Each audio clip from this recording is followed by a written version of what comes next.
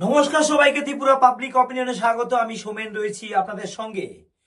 বাংলাদেশের হাসনাত আবদুল্লাহ সার্জিস আলমরা যখন ভারতের পূর্বোত্তরের চিকেন নেক নিয়ে শিলিগুড়ি নিয়ে যখন বারবার হুমকি ধমকি দিচ্ছিল এবং দিয়ে তারা আজ যখন মার্কেট আউট হয়ে গেছে নির্বাচনের মধ্য দিয়ে এবং সেখানে বিএনপি সরকার প্রতিষ্ঠা করেছে, একটি ডেমোক্রেটিক গভর্নমেন্ট প্রতিষ্ঠা হয়েছে, যেখানে তারেক রহমান হয়েছেন দেশের প্রধানমন্ত্রী। তিনি যখন সে দেশের কমন বিষয়গুলো নিয়ে কথা বলছেন, যানজট, জল, পরিবহন ব্যবস্থা, সাধারণ বিষয়গুলো নিয়ে, বেসিক ইস্যুগুলো নিয়ে কথা বলছেন, মানুষকে সচেতন করার কথা বলছেন, দেশ পুনর্গঠন করার কথা বলছেন, যে দেশটাকে কোটা আন্দোলন নামে বাংলাদেশের ছাত্র জনতারা, ডক্টর ইউনূসরা অনেকটা শেষ করে দিয়ে গেছেন, সেই জায়গা থেকে উত্তরণের পথ খুঁজছেন বর্তমান প্রধানমন্ত্রী বিএনপির।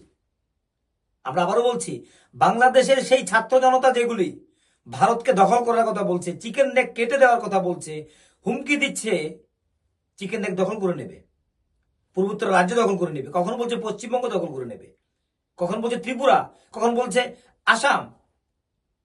ঠিক সেই সময় ভারত কিন্তু তার দৃষ্টিভঙ্গি বদলে দিয়েছে সঙ্গে সঙ্গে।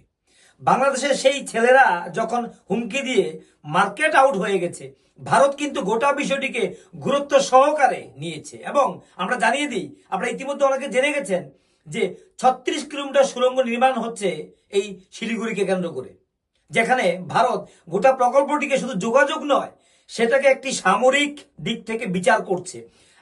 একই সঙ্গে আসামের ব্রহ্মপুত্র নদের নিচ দিয়ে 16 কিলোমিটার সুড়ঙ্গ পথের অনুমোদন দিয়ে দিয়েছে সেন্ট্রাল গভর্নমেন্ট, এবং তা বাংলাদেশের জন্য মাথা ব্যথার কারণ হয়ে দাঁড়িয়েছে। তারা বলতে শুরু করে দিয়েছে, ভারত গোটা বিষয়টিকে সামরিক দিকের সঙ্গে কিন্তু সমন্বয় সাধন করার চেষ্টা করছে। গোটা বিষয়টিকে, গোটা প্রকল্পকে এখন বর্তমানে ভারত সামরিক দিক থেকে বিচার বিশ্লেষণ করছে।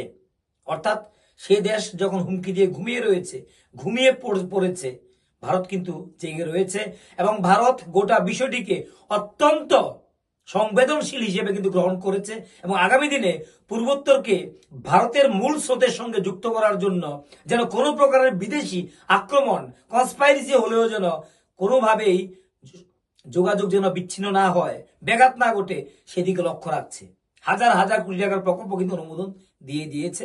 এটা কিন্তু আমাদের জন্য অত্যন্ত সুখবর এবং প্রতিবেশীদের জন্য এটা কিন্তু সুখের খবর না। ভারত জেনে গেছে বাংলাদেশ যে কোনো মুহূর্তে তার রং গিরগিটির মতো বদলাতে পারে। যে ভারত 71-এ বাংলাদেশের স্বাধীন রাষ্ট্র হিসেবে গঠনের জন্য এই দেশের সৈনিকরা শহীদ হয়েছে, তারা বাংলাদেশে গিয়ে তারা বাংলাদেশের হয়ে যুদ্ধ করেছে।